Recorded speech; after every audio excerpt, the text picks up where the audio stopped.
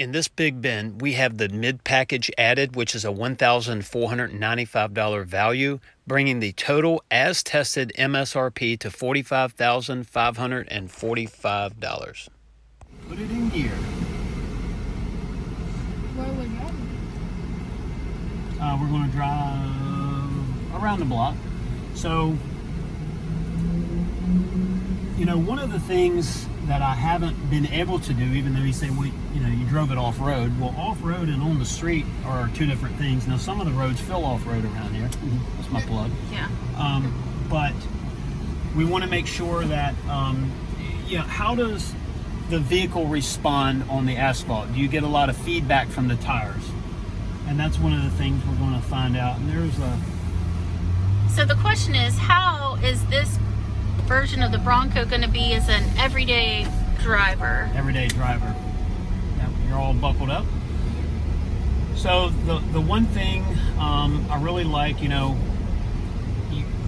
the rake of the windshield, it's not laid back too much. It's not standing up like a board in front of us, but it, I think the rake of the windshield is perfect. I think the view of field looking out the windshield is great.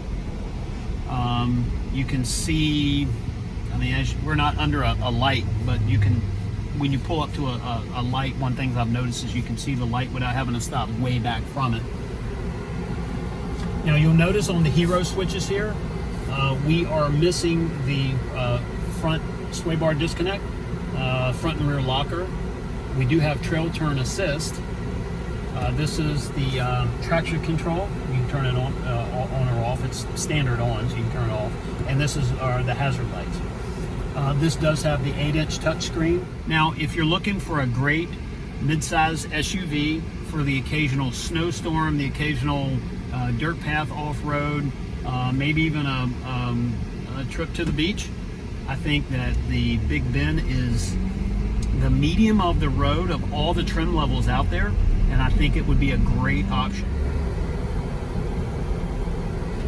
So we are driving a Bronco with a 2.7 V6, very responsive. Of course, we'll get up to speed and we'll find out up to interstate speed. The temperature, just so you know, we're down to 86 degrees. Now that is not in the direct air. That would be more of your ambient. If you hold it up to the vent, it's going to be cooler. There's a few different things going on here. When you're in a car, you've got multiple heat sources. You've got heat from the engine, from the floor pan of the vehicle. You've also got radiant heating from the glass, the metal, the entire shell of the Bronco, especially the soft top. So the question becomes, how well will it cool down with that radiant heat, the heat gain that the Bronco has? If you notice when you're in a car and the AC is struggling and you drive into the shade or a cloud goes over, then suddenly it feels like it drops another 5 to 10 degrees. And it's probably because the balance point of the AC is keeping you comfortable, but the heat that the vehicle is gaining is equal to the cooling, right? So it doesn't cool anymore, it's just kind of holding its own. Once you get rid of some of that radiant heat like the sun, then immediately it cools down and you have to turn your fan down. So how does the Bronco perform AC-wise with a soft top? That's what we're checking out today. Well, I think as a passenger, it feels great up here. Now, didn't you have some questions from some of our viewers about what the temperature or how well the AC worked in the back seat? Yeah, so that was the question. So in multiple videos that are online, you've seen people, they've commented, well, the AC vents aren't in the side panels or mainly in the center console, they're underneath the seat. So how well is that going to circulate air to the back? And so one of the things we're going to do when we get back to the dealership, where we're not having to deal with traffic, is we're going to take the thermometer and we're going to check the temperature in the back about where your face height, the average face height would be, to see what it feels like. So very good response. We're on a section of the interstate that has a bunch of ripples in it. I know the first time I drove when they paved this, I thought my vehicle was coming apart. So it depends on what I'm driving. My F-250 really feels every bump. this Bronco does well. It actually smoothed a lot of that out. So I know that's getting precise with a bad concrete job on Interstate 64 here, but it's that bad right there. This just drove right over it. Very little feedback into the steering wheel or into the interior. Now, we do have a little bit of road noise from the soft top, but that's to be expected, right? It's a soft top. There's not a lot of, well, there's no sound deadening, just a little bit of material. So one thing I've said before, everything in the Bronco is laid out. It's kind of funny. Everybody drives by who's looking. Everything is laid out where it should be. And, where should it be? Well, it should be in reach. Everything, you shouldn't have to hunt for turning on the radio, the AC, or trying to figure out how to adjust a vent or a signal light or windshield wipers. Everything in the Bronco is right here in front of us. Steering wheel feels good, right diameter. I noticed off-roading, it was good. A good grip. But on the road, I can imagine it's comfortable on a long drive. One thing I learned off-roading was I don't have my seat adjusted right now. You should be able to put both hands over the steering wheel like this without pulling on your shoulders or your back. So people like that in front of us is why I want a Badlands, so that I can literally drive off the side of the road if I choose to and drive around them. Don't do that, kids. You're not supposed to do that. It's just a joke. So we're going 58. We're going 68 miles per hour now. It feels good. Like I said, the sound. It sounds like a convertible. But Becky, in relation to your Mustang that you had, your convertible, what does it sound like?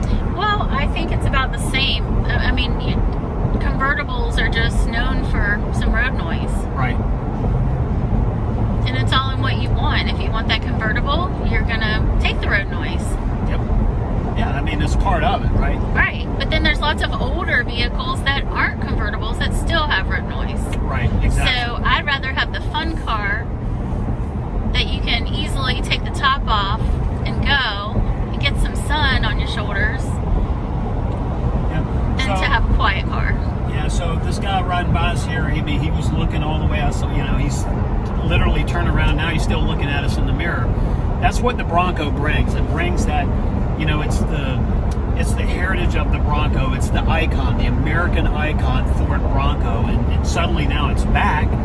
And there's a lot of us, if you're watching this right now, you might be someone that watches Bronco videos every day like myself, or maybe you're just finding this because you've seen one advertised or seen one on the road and now you're looking into it. The Bronco is such that icon that people have been waiting to come back. Car manufacturers typically screw it up when they bring back an icon. Ford, home run with this Bronco. So it's pretty amazing. Now, Becky, the color, this keeps me awake at night. Yes, it's a tumultuous conversation in our household. When I walked up to the Area 51 Bronco today, I liked it. You do like it? I do. I think that for better words, it looks tough. It's a little different than a lot of stuff that you see on the roads, which I like to be different. I think it looks better on the bigger version. I'm a fan of all the new Broncos, but I do prefer it on the bigger four-door. The drivers here in my area where I live, they're a little nutty, little adventurous, right? Spirited. You're supposed to have a spirited ride in a Bronco off-road, not on the interstate on your way to work. So I have to really pay attention here, but it's everything I remembered in Texas, except this time I'm on a smooth road at highway speeds. So I can now tell you, without any question, between off-roading, it feels great, and driving on the road, I love it. I absolutely love it. I wish I had mine today. I would go on a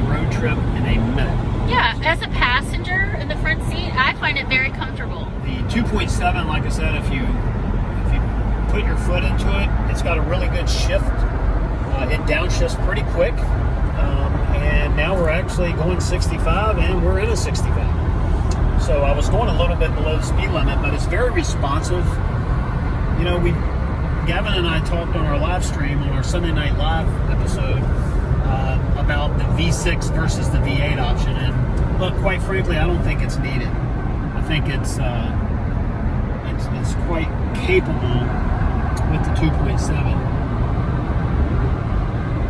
This one actually has the tow package on it, so a couple of different features on this one. If you're looking for that really good, I think medium of the road trim level with features toward the higher end of not the higher end, but just above the middle of pricing, I say about 3/4 of the price of a loaded Badlands, you can get a Big Bend. If that makes any sense. So I think the sticker price on this, we'll look at it, maybe is $47,000 or so. So I want to take a little break here in the middle of the video and talk about the equipment group 222A. Few things on there that I really like about it. Front row heated seats, 110 volt power access in the back of the console, footwell ambient lighting, so the ambient lighting inside, remote start. I really like the cloth sandstone and black interior, very sharp in this Bronco. The front row heated seats, dual zone climate control, and 2-door intelligent access with lock and unlock. Pretty cool. So back to the video.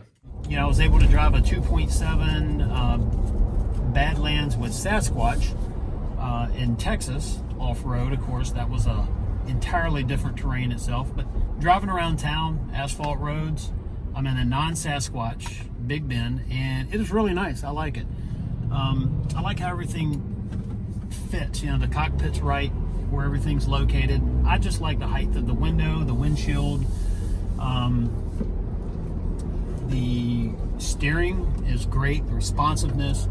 You don't have a ton of feedback as far as the tires, at least on these tires. Now, if you had 35-inch tires on here, maybe, you know, a lot more, of course. But this Big Bend, if you're looking for a medium of the road trim level and price level, probably not medium on the price, 2/3 the price of maybe the one I'm getting, or a little closer, but medium trim level, meaning the creature comforts.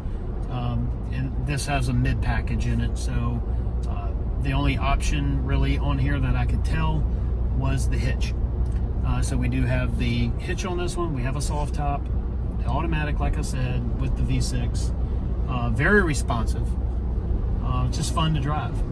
And my passenger, Becky, shooting the video right now, what do you think about it sitting over there? I think it's pretty comfortable. Good tight turning radius. Well, I haven't driven it yet, but it appears to be that way, yes. Yeah, and it's, you know, the funny thing about it, and I don't really know. I know my pickup truck, my F-250, does this, is that when you hit certain bumps, you sort of get that rocky feel, right?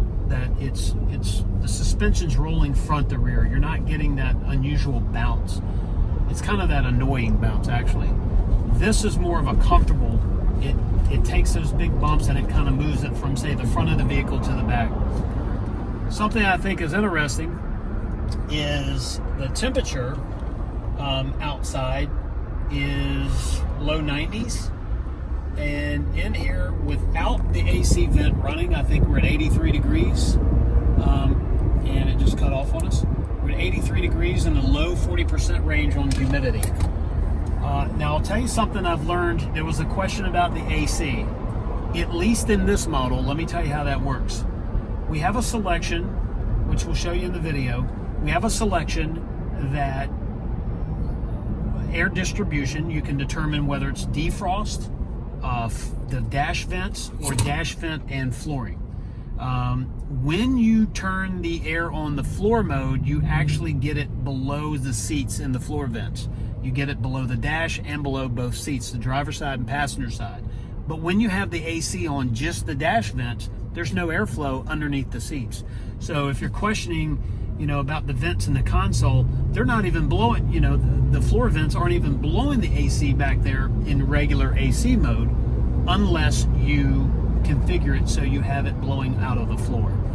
So just a note, the floor vents underneath the seats are only for, in my opinion, really to be used for heating, because air conditioning doesn't work as well when it's blown down low like that. If you're on a long trip and you're getting cold in here, you might be able to turn it on the floor. But if you need AC and you need it quick, you need it out of the dash. And so basically the dash vents are really what's cooling the back.